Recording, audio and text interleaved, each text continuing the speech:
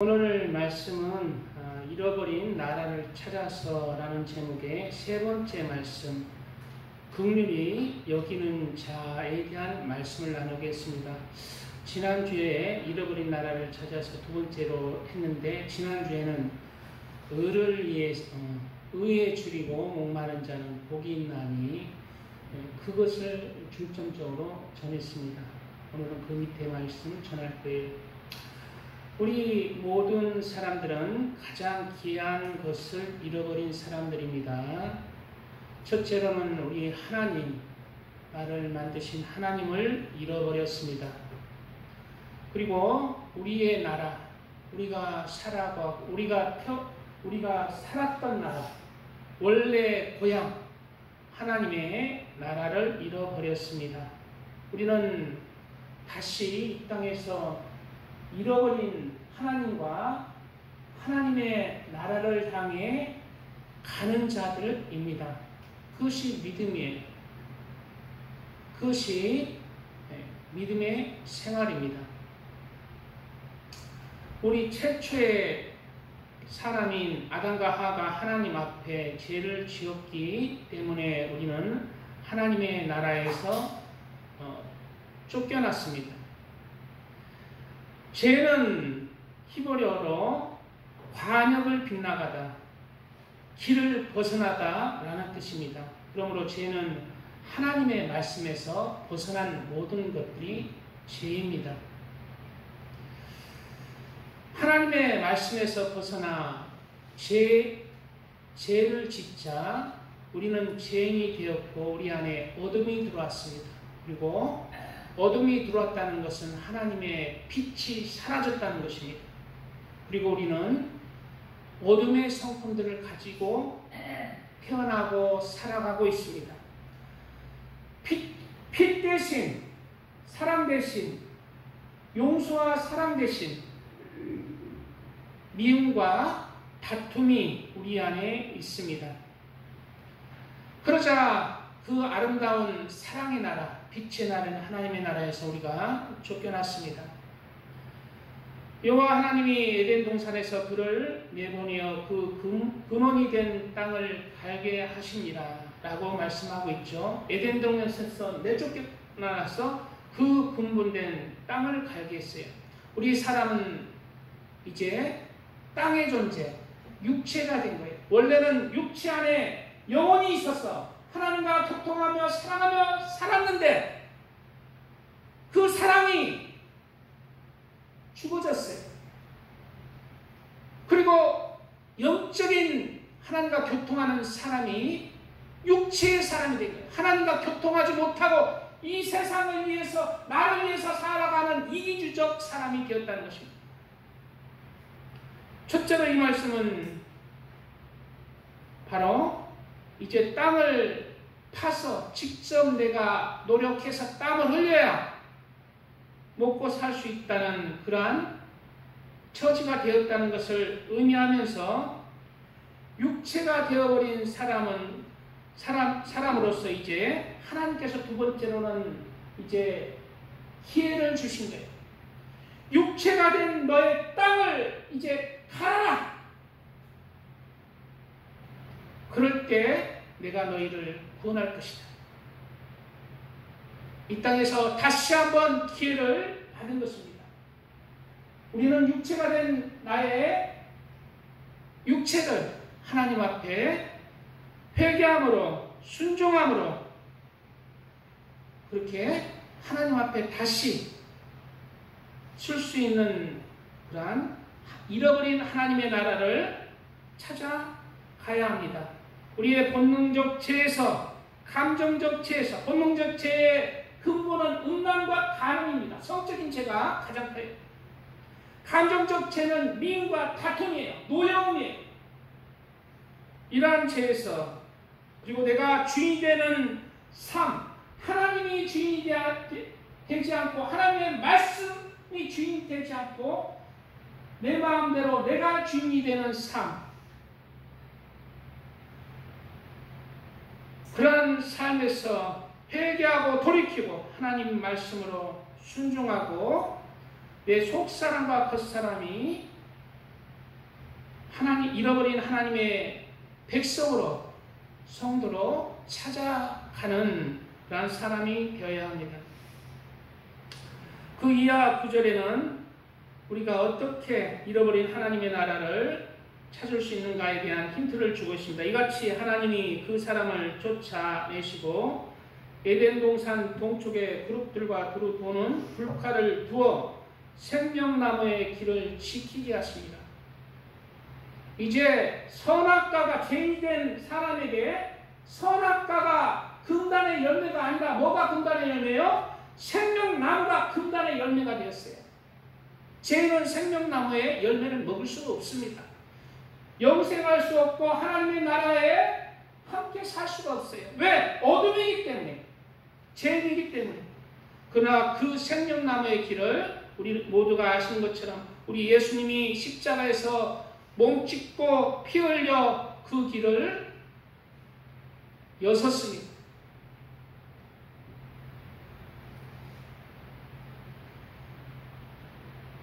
그러므로 우리 그리스도인들은 우리를 위해 죽으시고 부활하신 예수님을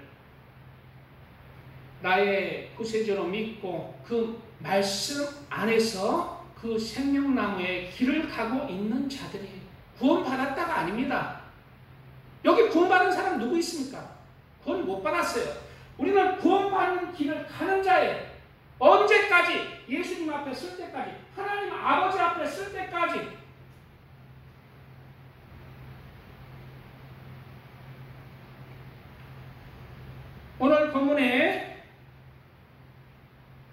오늘 본문에는 잃어버린 하나님의 나라를 어떻게 우리가 찾아가야 되는 그런 구체적인 말씀들이에요.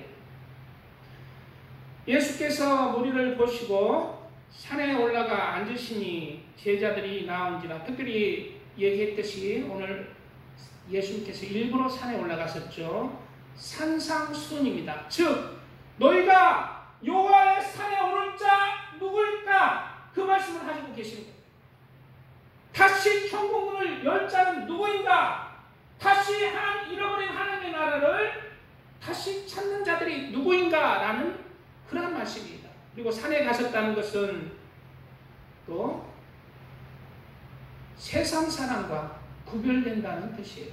그러한 사람은 세상 사람과 구별되어서 거룩한 하나님의 말씀을 따라서 순종하는 자가 되어야 한다는 거예요. 입을 열어 가르쳐 이르시되, 오늘 교동문 낭독하셨잖아요.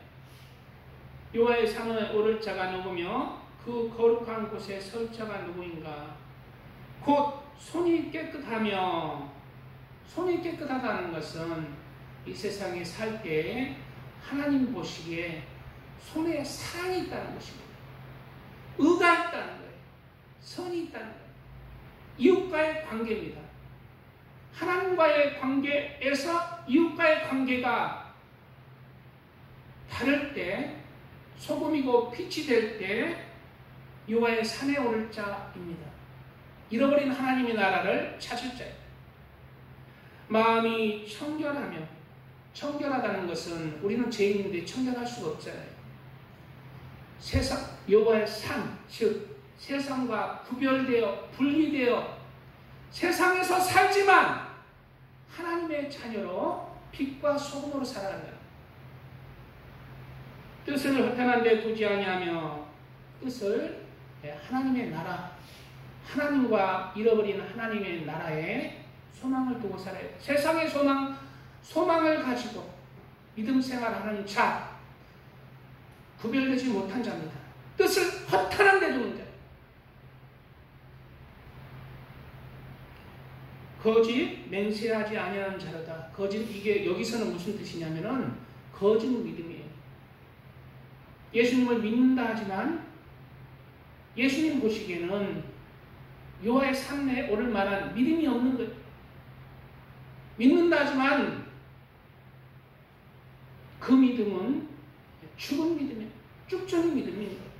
거짓 맹세하는 자. 거짓 맹세하지 않는 자예요. 참된 믿음으로 나가는 자입니다.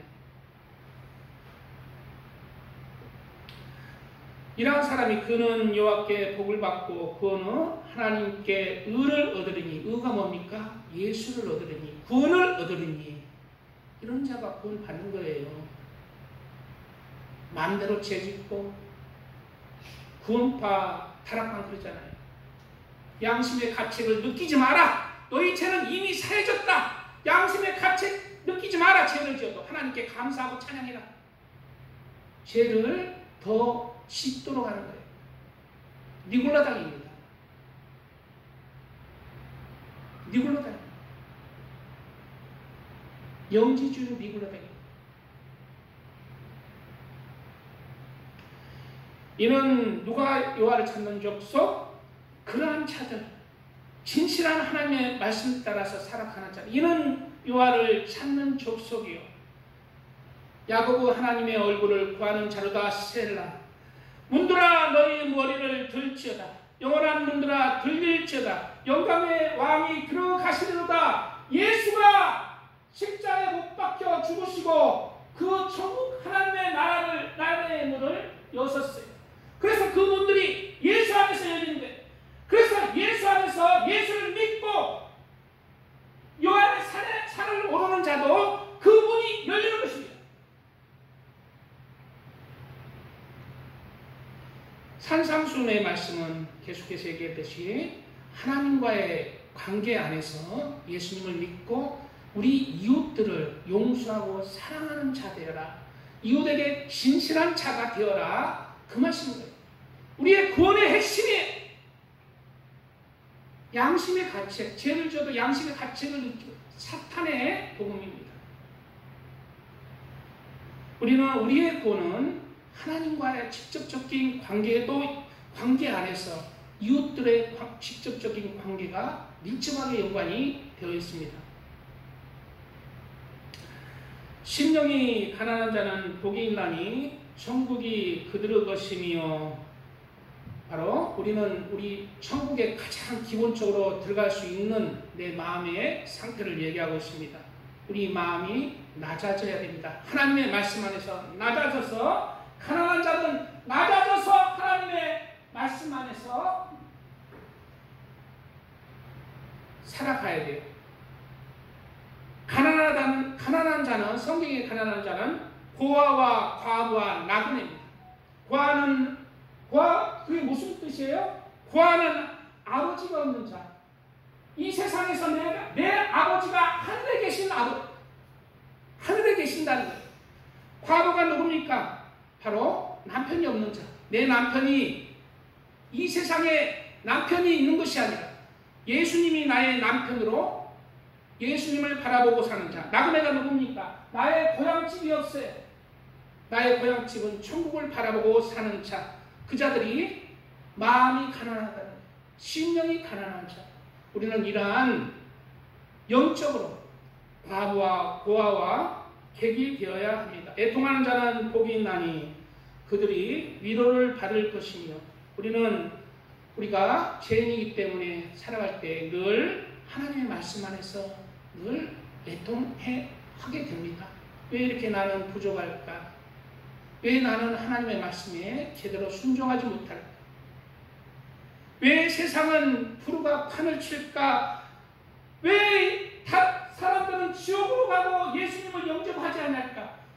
하나님의 나라와 의에 대해서 애통하고 예수님의 십자가의 사랑에 대한 그 보답으로 내가 할 수 없는 것이 나의 한계를 느끼면서 애통하는 자입니다. 온유한 자는 복이 있나니 그들이 이 땅을 기업으로 받을 것이며, 약속을 이제 땅에 복을 말씀하고 있습니다. 온유한 자는 온순한 성격이 온순한 자가 아닙니다. 온유한 자는 길들여진 야생마라는 뜻으로 바로 내가 하나님의 말씀 때문에 나의 본능도 나의 감정도 절제하고 억눌러서 내 거친 성격, 내 와일드한 성격들이 하나님의 말씀 안에서 부드럽고 포근한 그러한 사람이 되는 거예요. 덕이 있는 사람이 되는 거예요. 왜?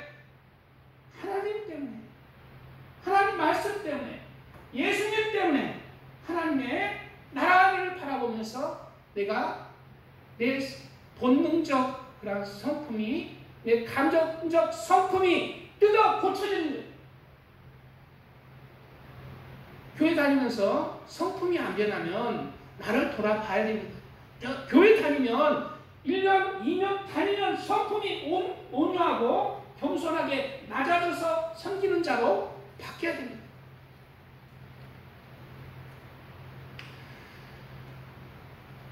의에 줄이고 목마른 자는 복이 있나니 그들이 배부를 것이며 라고 했습니다. 의에 줄이고, 예수님의 줄이고 목마른 자, 예수님을 찾고 찾는 자입니다. 우리는 예수님을 찾고 찾는 자가 하나님의 나라를 상속받습니다. 우리는 무엇을 찾고 있습니까? 늘 이 세상에서 잘 먹고 잘 살 궁리, 내 욕심이 편할 궁리, 그리고 천국은 따로 당상이라고 하는 그러한 마음이 아니라 늘 예수님을 생각하고 예수님 안에서 줄이고 목마른 자가 되어야 합니다. 그런 자들이 바로 어떠한 자들인가? 6장, 지난 시간에 하다 말했어요. 6장 1절에서 4절은 구제에 대한 말씀이에요.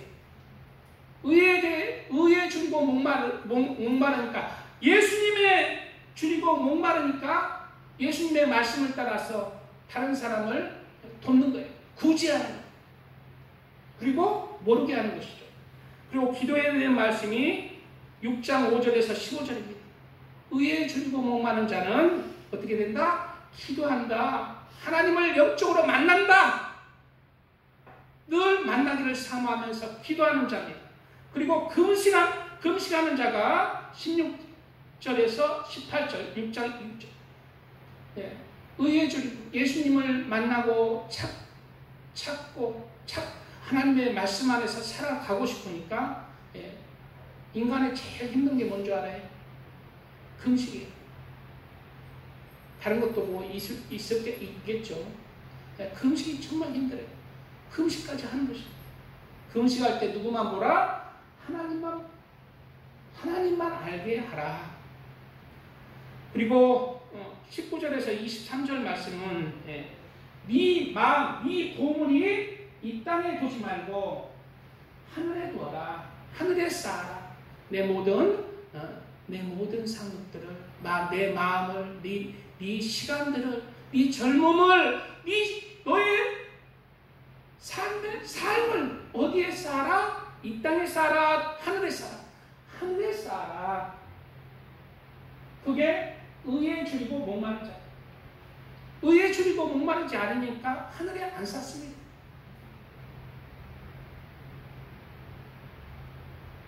이 세상에 그냥 편하게 그냥 사는.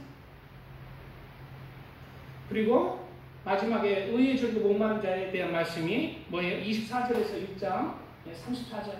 바로 염려하지 말아라. 너희는 그 나라와 의를 구하고 너의 염려는 내가 맡을 것이니까 염려하지 마라. 공중의 새를 보라. 그래 백합화라고 보라. 염려하지 말라는 말씀이에요. 우리가 공중의 새는 누가 키워요? 안식일에도 하나님 일하신다고 예수님이 얘기하셨죠. 아버지가 일하시니 나도 일하신다. 안식일에 새가 굶어 죽습니까? 하나님이 키우세요. 들의 백합화가 안식일에 죽습니까? 하나님이 키우세요. 하나님이 돌보십니다. 그러면 들의 백합화가 귀할까요? 공중의 새가 귀할까요? 사람이 귀할까요?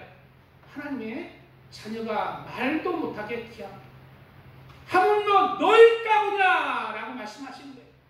우리가 하나님 앞에 집중할 때 하나님이 우리 안 굶어 죽여요. 죽으면 또 어떻습니까? 하나님의 일을 할 때 우리가 좀 부족하고 좀 할 때 나는 하나님이 다 갚아줘요. 왜? 하나님 성경에 써 있어요. 성경의 말씀은 진리입니다. 하나님의 말씀은 진리예요. 성경에 써 있어요. 오늘 말씀은 긍휼히 여기는 자는 복이 있나니 그들이 긍휼히 여김을 받을 것이며 라는 말씀으로 은혜를 나누고자 합니다. 찬양 드리고 말씀 읽어보겠습니다.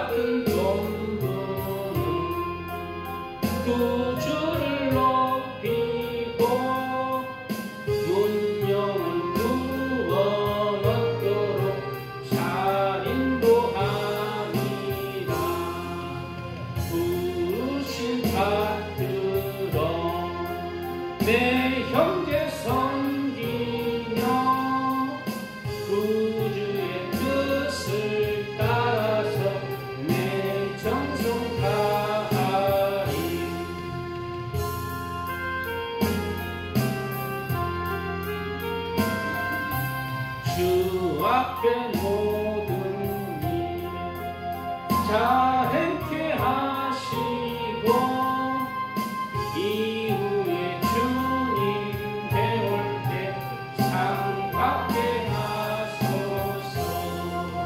나 항상 깨어서 늘 기도 드리며 내 믿음 변치 않도록 날 도와주소서.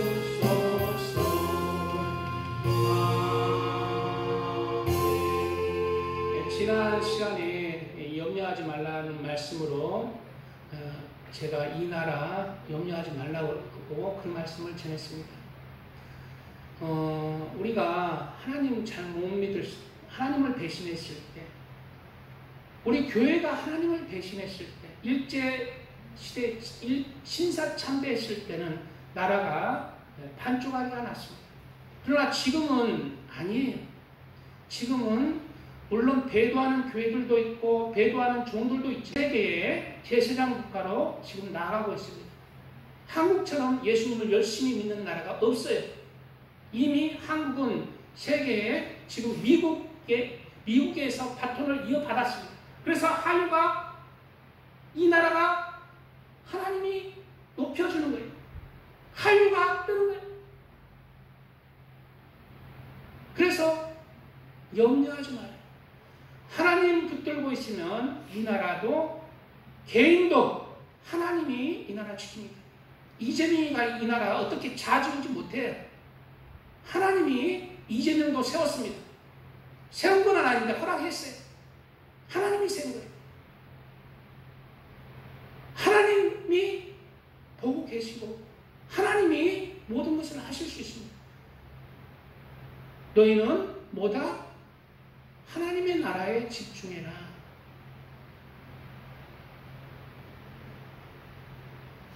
이 나라는 염려하지 말아라. 긍휼히 여기는 자는 복이 있나니 긍휼히 여김을 받을 것이며 라고 말씀하고 있습니다. 긍휼히 여기는 자가 되어야 합니다. 그런 자가 하나님의 나라에 갈 수가 있어요. 잃어버린 하나님의 나라를 찾을 수가 있습니다. 헬라어로 긍휼히 여기는 자라는 뜻은 타인의 불행이나 고통에 대한 동정과 연민이라고 합니다. 그러나 오늘 말씀을 예수님이 헬라어로 했을까요? 성경은 헬라어로 적어졌어요. 예수님의 말씀은 전부 헬라어로 적어졌어요. 그러나 헬라어가 원뜻이 아니에요. 이스라엘이 이제 586년 바벨론 포로로 가기 전까지는 히브리어를 썼습니다. 이스라엘 나라에서 히브리어를 썼어요. 그러나 586년에 이제 나라가 멸망하고 이제 70년, 456년에 이제 6년이니까 70년 만에 다시 이제 나라에 돌아오잖아요.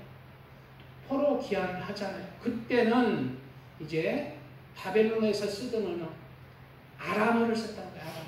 그래서 예수님 당시에는 히브리어는 일부 이제 학자들이 있었고 구약에 그리고 당시에는 아람어를 썼어요.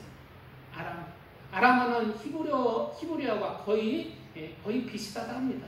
그래서 여기서 히브리어나 아람어의 뜻은 뭐냐면은 긍휼히 여기는 자, 긍휼이라는 뜻은 바로 자궁이라는 뜻이랍니다. 자궁. 무슨 뜻이자고? 자궁. 바로 긍휼이라는 뜻은 어머니가 자녀에게 느끼는 본능적인 사랑과 연민을 의미한다는 거예요. 바로 아기에 대한 어머니의 연민과 사랑이 긍휼히 여기는 자.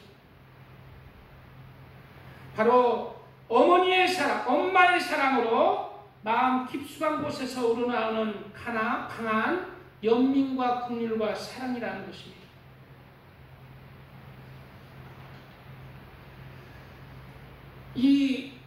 우리가 어떻게 이러한 마음을 이룰 수가 있을까요?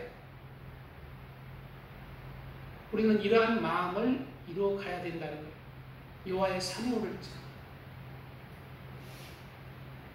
죄악을 이겨내야 됩니다. 우리 행함으로도 죄를 이겨야 되고 우리 마음속의 속사람도 우리가 긍휼히 여기고 싶어요? 용서하고 싶어요? 사랑하고 싶어요? 아니면 미워하고 질투하고 비판하고 싶습니까? 우리는 미워하고 비판하고 원망하고 싫어하는 마음으로 그냥 비난하고 싶어요.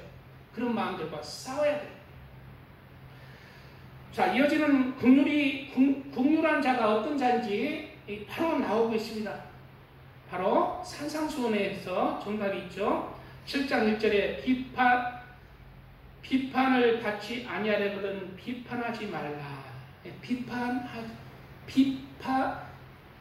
비판을 받지 아니하려거든 비판하지 말라.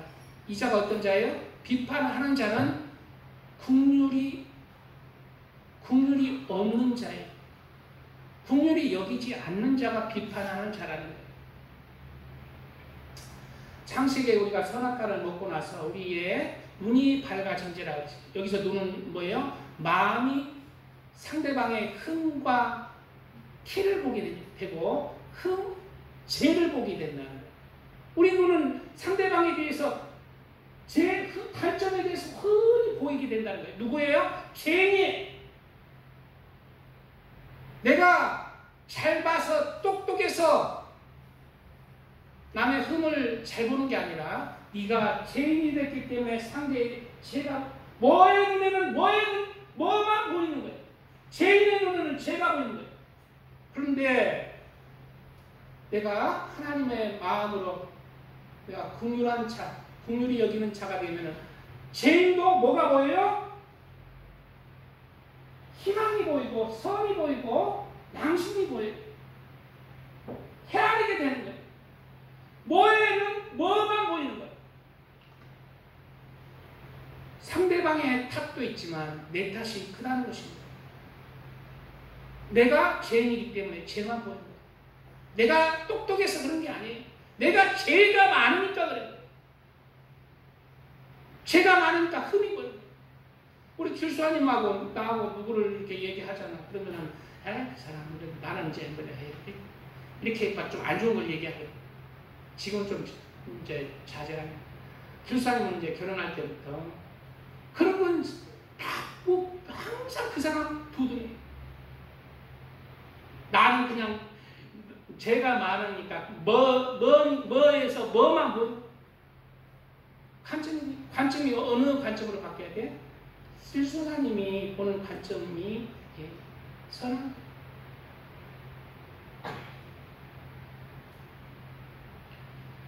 그리고 우리는 죄인이기 때문에 상대방의 흠에 대해서 이제 내가 분별 잘해서 그래, 잘 봐서 그래, 그런 핑계로 이제 분별은 해야 됩니다.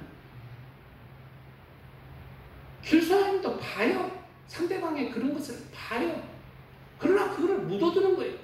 분별은 하되 묻어두고 선한 방향으로 내 마음을 바꾸고 선한 방향으로 그를 위해서 기도해주고 그를 대하는 거예요.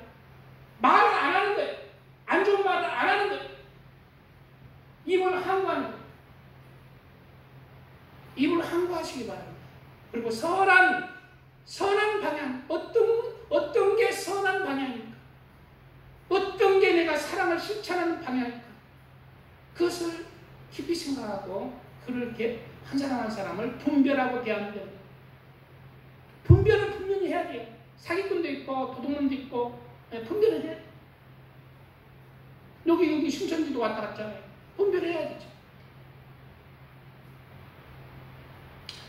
너희가 비판하는 그 비판으로 너희가 비판을 받을 것이요 너희가 헤아리는 그 헤아림으로 너희가 헤아림을 받을 것이냐. 네가 비판하고 네가 헤아리는 만큼 네가 믿음을 이룬 것이다. 믿음이 뭐냐? 죄를 버리고 선을 이루는 거예요. 네가 비판하고 네가 어떻게 헤아리느냐에 따라서 이 믿음이 그것이다.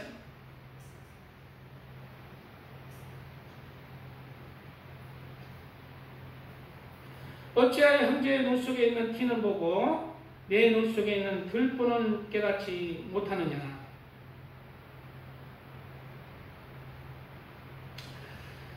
예, 우리 안에 뭐가 있다고 그래요? 예, 우리 안에 들보가 있어서 상대방의 태가 보인다. 우리가 안에 죄가 있어서 상대방이 보인다. 우리 저기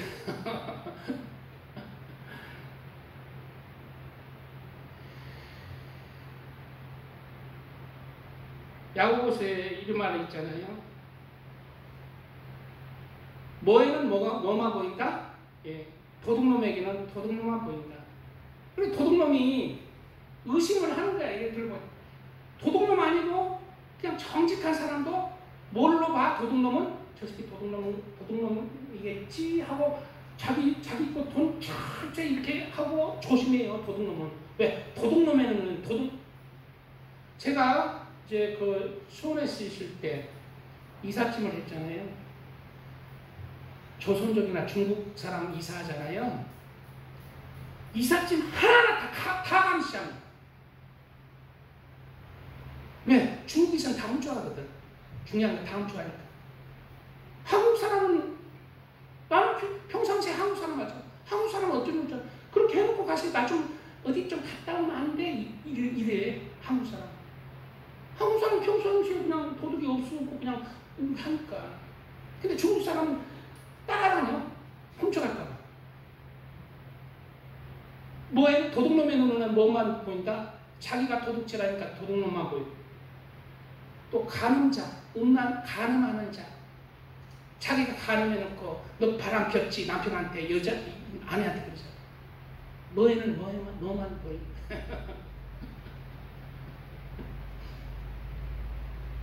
거짓말하는 자도 그러죠. 거짓말하는 자. 저 거짓말 아닌가. 내가 거짓말 하니까. 나 욕하는 거 아니야? 내가 가면은 욕하는 거 아니야? 왜? 내가 욕하니까.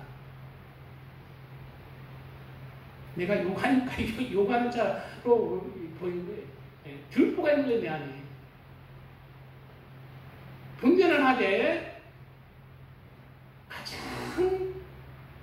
하나님 앞에 선이 무엇인지 내가 그를 바라볼 때 선으로 생각하고 분별을 하되 선과 사랑으로 내가 그를 대하고 선한 열매로 대할 것을 우리가 공의를 해야 됩니다. 너희는 자유율법대로 심판받을 자처럼 말도 하고 행하기도 하라. 누구처럼? 심판받을 자처럼 자유율법대로 예수님의 법대로 심판받을 자처럼 예수님의 법대로 심판받지 않는다고 그러잖아요. 나는 구원받았다잖아요. 그러니까 죄짓잖아요.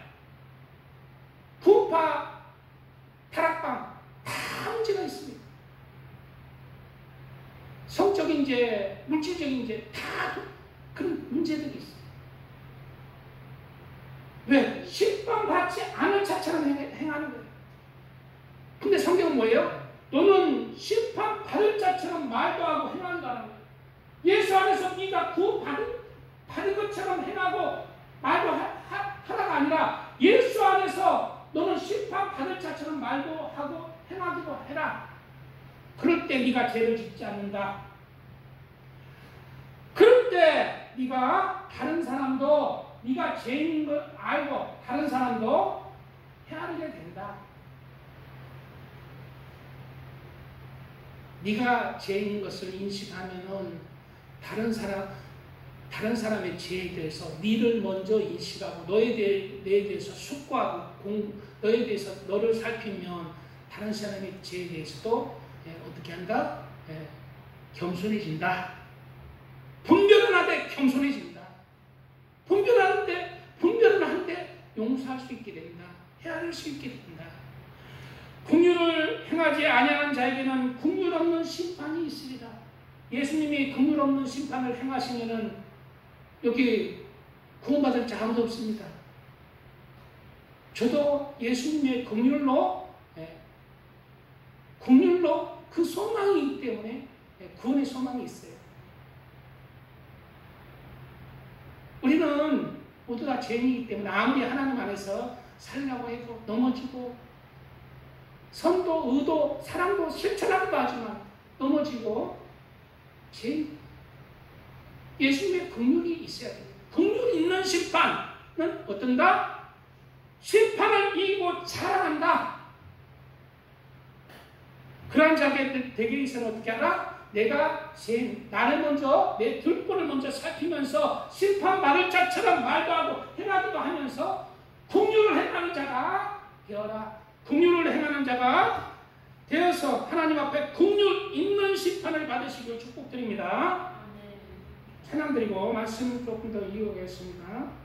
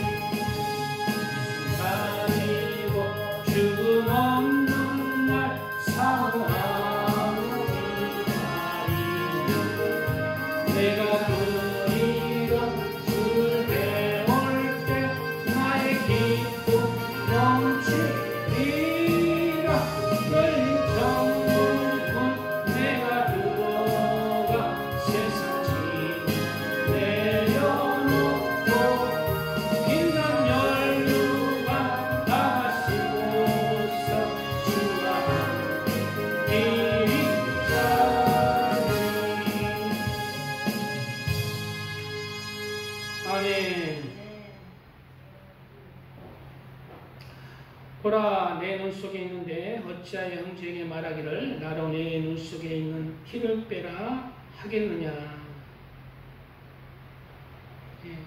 내가 나에게 집중해야 돼. 흠은 나에게 집중해.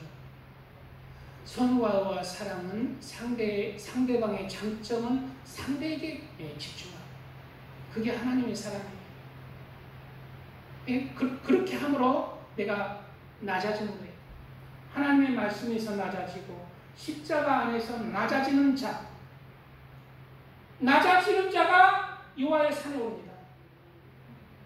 반대예요. 높아지면 여호와의 산에 못 오릅니다. 내 마음이 낮아져, 심령이 낮아져야 돼. 말씀 안에서 낮아져서 온유한 자가 돼야 돼. 항상 나를 살피는 자가 돼. 상대를 높이는 자가 돼야 돼. 외식하는 자여, 먼저 내 눈 속에서 들보를 빼라. 후에야 밝히 보고 형제의 눈 속에서 티를 빼리라. 상대방의 흠을 지적하고 나의 장점을 높이는 자가 어떤 자다? 외식하는 자다. 외식하는 자가 어떤 자다? 겉은 의로운 체 하면서 속마음은 하나님, 그 알맹이는 불의가 가득한 자, 온갖 죄악이 마음에는 가득한 자, 외식하는 자다. 상대방의 흠을 지적하면 나는 의로운 것처럼 보이지만 네가 바로 네 마음에 불의가 있기 때문에, 죄가 있기 때문에 너는 외식하는 자. 겉으로는 의롭게 보이지만 너는 외식하는 자.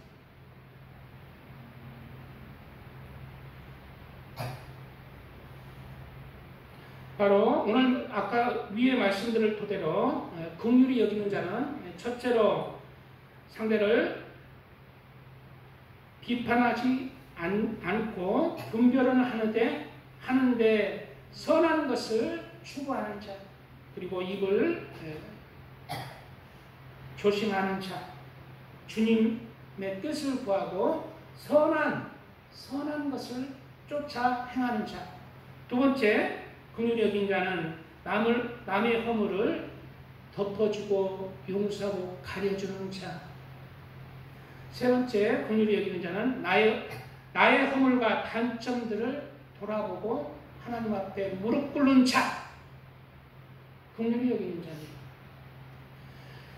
그때 예수께서 안식일에 외식하는 자에 대해서 제가 말씀 좀 더 나누겠습니다. 외식하는 자. 바리새인들은 하나님의 말씀을 잘 지켰어요. 금식도 일주일에 2번 했습니다. 11조도 철저히 했어요. 그러나 하나님이, 예수님이 뭐라 하는 자입니까?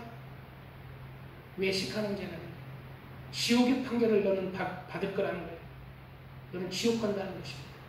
하나님 말씀을 철저히 지키고 금식과 11조도 했는데 너는 지옥 간다는 거예요. 왜 그럴까요? 그때 예수께서 안식일에 밀밭 사이로 가실새 제자들이 시장하여 이삭을 잘라 먹으니 바리새인들이 보고 예수께 말하되 보시오, 당신 제자들이 안식일에 하지 못할 일을 하나이다. 안식일에는 하나님은 손아가 까딱 하지 말라 그런 말씀은 안 했지만 안식일은 푹 쉬라, 일하지 말라고 했죠. 그런데 서기관과 바리새인들이 이 말씀을 철저히 지켰습니다. 의로운 자예요. 사람이 보기에는 의로운 자예요. 그래서 밀밭 사이에 가는데 배고파서 남의 이렇게 이삭 까부르는 것을 너 왜 남의 곡식을 그렇게 먹어? 그걸 요구하는 게 아니라 안식에 이렇게 해가지고 일했다. 그걸 비난하는 것이죠. 철저히 지키는 자. 우리 사람이 보기엔 어때요? 철저히 지키는 자. 하나님 말씀을 경외하는 자예요.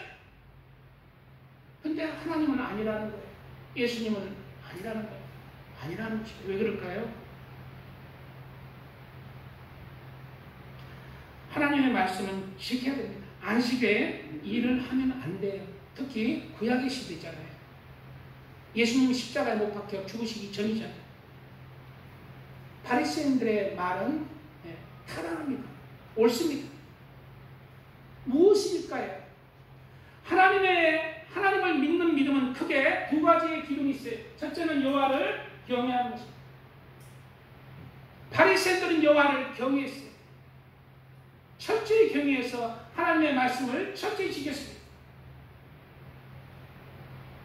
안식일을 지켰어요. 철저히 하나님 말씀 따라서 행했어요. 여호와를 경외하는 자예요. 누가? 바리새인들. 하나님, 예수님이 비난했던 바리새인들. 그러나 하나님을 믿는 믿음은 두 번째가 뭐냐? 여호와를 사랑하는 것입니다. 여호와를 경외하는 것은 겉모습이에요. 여호와를 사랑하는 것은 속모습이에요. 속의 모습이라, 속마음이에요. 그러므로 여호와를, 하나님의 마음은 어떨까요? 구약의 계명들을 주시고 안식일을 주시고 십계명을 주시고 지키라. 지키지 않으면 너는 심판받아 지옥 갈 것이다. 그 말씀이잖아요. 그것은 여호와를 경외하는 것입니다. 그러나 그 뒤에 속마음은 뭐예요? 이게 하나님의 겉사람이잖아요. 하나님의 속사람은 뭡니까? 내가 너희를 사랑한다요. 너희가 나의 계명을 지켜서 너희가 구원받기를 바란다요. 그 하나님의 마음을, 그 속사람을, 하나님의 속마음을 바리새인들은, 그 알맹이는 잊어버리고 그걸 깨닫지 못하는 것입니다. 사람을 살리고 사랑하려고 계명을 주신 거예요.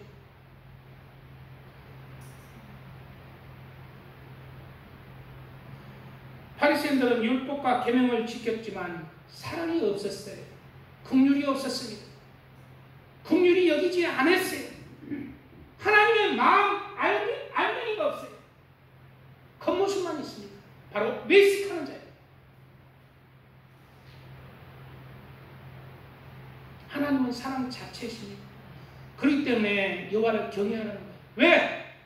여호와를 경외해야 네가 잘되고 너가 구원받으니까. 그게 하나님의 마음이에요. 그게 하나님이에요. 바리새인들은 반대로 가고 있습니다. 여호와를 무서워하니, 두려워하니, 시판하니. 그것도 맞는 거예요. 그래야 구원받기 때문에. 여호와를 경외해야 구원받기 때문에. 그러나 알맹이가 맞습니다.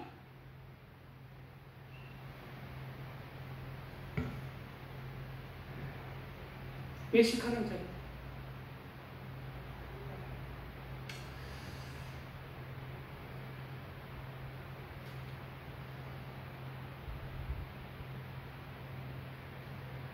부부간에도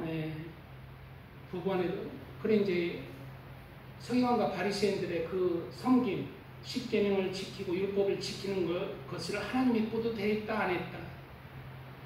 하나님의 마음에는 채워지지 않는 거예요. 하나님을 잘못 가르치고 잘못 깨닫는 거예요. 바리새인들이 하나님의 기쁨이 되지 않는 거예요. 잘못 가는 거죠. 어떤 상황과 같냐면은 부부간에는 채워져야 됩니다. 사랑으로 채워져야 돼요.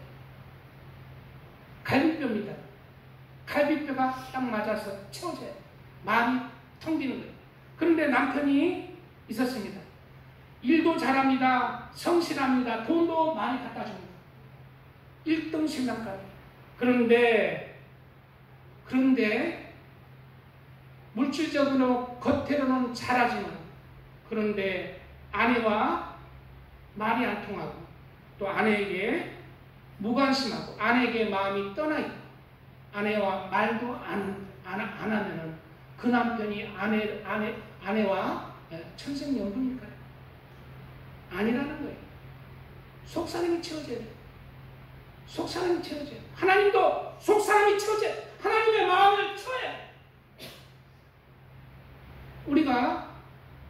우리도 하나님의 마음을 채워드리기 위해서는 우리 마음에 하나님의 그 사랑의 마음을 알아야 됩니다. 심판의 그 경고의 말씀, 저변에는 하나님의 그 사랑의 마음을 알아야 돼요. 너희를 구원하고 너희 생명을 살리기 위해서 내가 이렇게 경고하는 그 하나님의 마음을 알고 하나님을 사랑하는 자가 되어야 됩니다.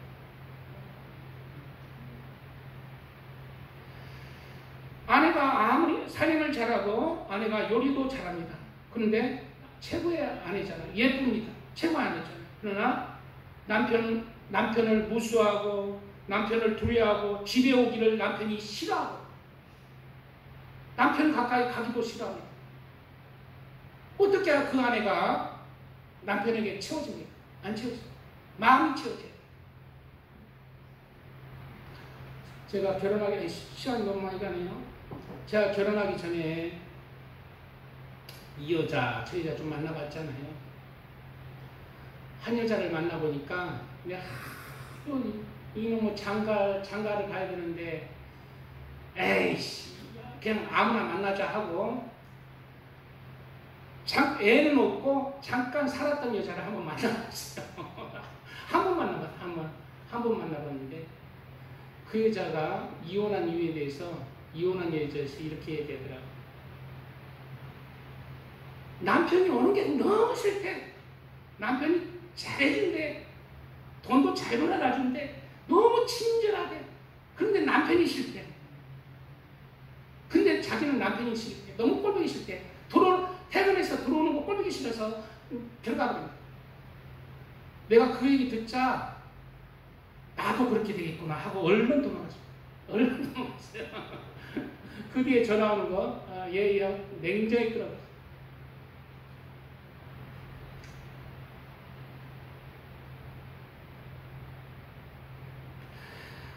예, 이 하나님의 마음에 대해서 이하 구절 조금 하고 마치겠습니다. 예수께서 있을 때 다윗이 이제 밀을 이렇게 까불리는 걸 먹는 제자들을 비난하는 바리새인들에게 하시는 말씀이죠. 예수께서 있을 때 다윗이 자기와 함께 한 자들이 시장할 때 한 일을 잊지 못하였느냐. 그가 하나님의 전에 들어가서 제사 외에는 자기나 그 함께한 자들이 먹어서는 안 되는 진설병을 먹지 아니하였느냐. 또 안식일에 제사장들이 성전 안에서 안식을 범하여도 죄가 없음을 너희가 율법에서 읽지 못하였느냐. 내가 너에게 이르노니 성전보다 더 큰 이가 여기 있느니라. 나는 자비를 원하고 제사를 원하지 아니하노라 하신 뜻을 너희가 알았더라면 무죄한 자를 정죄하지 아니하였으리라 말씀하고 있습니다. 구약 때 보면 이 말씀의 인용은 뭐냐면 구약 때 다윗이 사울왕을 피해서 목숨을 구하기 위해서 자신의 목숨을 구하기 위해서 사울왕을 피해서 이제 저 멀리 도망갔는데 성전으로 도망갔어요. 저기 지방에 있는 성전으로. 제사장만 이제 하나님 앞에 올려드리는 그 떡이 있어요. 떡이 있는데 그것은 제사장만 먹을 수 있었어요. 하나님의 제사장만 먹을 수 있었어요. 다윗은 제사장이 아니잖아요. 근데 다윗은 너무 배고픈 거예요.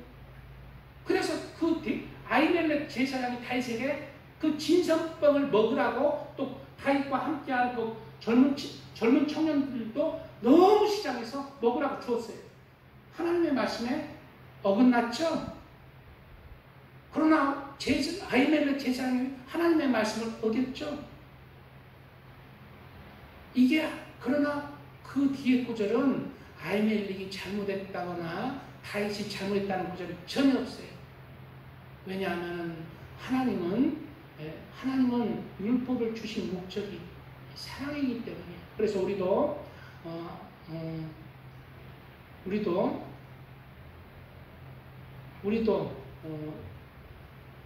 우리의 삶에서 우리의 딱 로봇처럼 하나님의 말씀을 따라서 하는 게 아니라 사랑 가운데 사랑과 함께 하나님의 뜻이 무엇인지를 살펴야 돼요. 하나님은 무엇을 원하신다? 하나님의 말씀을 지키는 것을 원하지만 그것보다 더한 것은 영혼을 살리는 것을 원하신다. 영혼을 불쌍히 여기고 한 영혼을 사랑하는 것을 원하신다. 그래서 안식일에 병자를 고쳤잖아요. 예수님이 안식일에 많이 고쳤어요. 왜? 안식일에 하나님의 말씀을 지켜야 되지만 하나님의 그 안식일을 주신 목적도 영혼을 살리기 위해서요. 사랑하기 때문에. 그렇기 때문에 그 안식일이 사랑으로 더 크게 지켜지는 거예요. 범한 게 아닌 거예요. 그래서 나는 자비를 원하고 제사를 원하지 않으려. 나는 너희가 내 말씀 안에서 예배드리는 무엇을 원한다? 너희가 내 마음을 깨달아서 용서하고 사랑하는 자, 긍휼히 여기는 자가 되기를 원한다. 그것이 내 뜻이다. 그것이 나의 진짜 계명이고 진짜 십계명이고 진짜 나를 경외하는 것이라고 말씀하고 있습니다. 이런 하나님의 사랑의 마음을 깨달아서 여호와를 경외하며 그 안에 있는 온전한 여호와를 사랑하는 그런 삶을 통해서 이 세상에서 이웃을 사랑하고 또 하나님 안에서 이웃을 구원하고 하나님 말씀 안에서 용서와 사랑으로 긍휼로 내 마음을 읽어가는 하나님의 진실한 사람들 되시기를 축복드립니다.